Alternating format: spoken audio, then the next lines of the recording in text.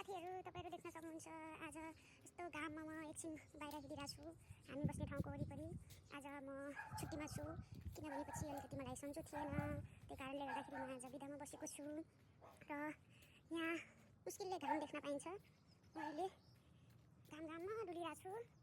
यहाँ घाम नदेख्नुको कारण पनि छ, बिहान उठ्यो काममा गयो, दिनभरि कम्पनीभित्र काम गर्यो, साँझ निस्किँदाखेरि घाम डुबिसकेको हुन्छ, त्यसले गर्दाखेरि मुस्किलले घाम देख्न पाइन्छ। आज घाम देख्न पायो, खुसी लाग्यो। र अहिले चाहिँ यहाँको समय चेन्ज भएको कारणले गर्दाखेरि साँझ 6 बजे 7 बजेसम्म घाम लाग्छ, त्यो खुसी लाग्छ। अहिले चाहिँ हामी कामबाट निस्किँदाखेरि यसो उज्यालोमै निस्किन्छौँ, रमाइलो लाग्छ, घाम देख्न पाइन्छ। यस्तै छ यहाँको जिन्दगी, बाहिरदेखि हेर्दा वाउ, अनि आफूलाई भोग्नु पर्दा थाहा हुन्छ। तर जे जस्तो भए पनि रमाइलो छ जिन्दगी। यहाँ कति सफा चरिचत्त परेको बाटो, घरहरू हुन्छ, सेम टु सेम घर, बाटो पनि जहाँ गए सेम बाटो हुन्छ, म त छुट्याउनै सक्दैन, त्यस्तै लाग्छ कि सबै। त्यही भएर रमाइलो छ जिन्दगी। अलिकति सन्चो छैन, त्यही हो, घरको याद धेरै आउँछ, आफ्नो बाबा मम्मीको, आफ्नो परिवारको। के गर्ने, याद आएर पनि फोटो हेर्दै भिडियो हेर्दै बस्नुपर्छ, सम्झिने, पानी छम्किने। अब 2-3 वर्ष यस्तै हो, यहाँ दुःख गइन्छ, त्यसपछि नेपाल गइन्छ, फेरि रमाइलो गर्ने हो। अनि यस्तै हो जिन्दगी, जहाँ जुन ठाउँमा बसे पनि रमाइलो हुनुपर्छ, रमाइलो गर्नुपर्छ, इन्जोय गर्नुपर्छ, यही नै हो जिन्दगी। राम्रो छ, टक्क लाग्यो, त्यहाँ पहाड छ हाम्रो नेपालको जस्तो,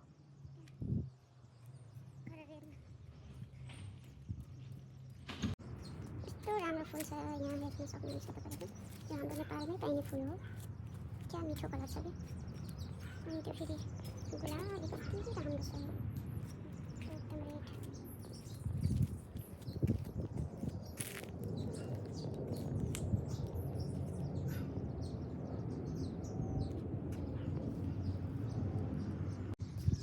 यहाँ जहाँ हिँडे पनि त्यस्तै लाग्छ कि, घर पनि सेम हुन्छ, बाटो पनि त्यस्तै सेम हुन्छ। ब्याकअप हेर्नु, यहाँ पातै छैन, यो रुखमा रेटिङ के गर्ने, यो घरहरू छिच्चाले डर गर्छ, तर यो घरभित्र बस्ने मान्छे देखिन्न, कहाँ हुन्छन् थाहै हुन्न, कोही कसैलाई देखिन्न। त्यो जो अब सँगै बसेको मान्छेहरू मात्रै भेट हुन्छौँ, बाँकी त यहाँ वरिपरिको हुन्छ, मान्छे हुन्छन् कि हुँदैनन् भन्ने पनि थाहा हुँदैन।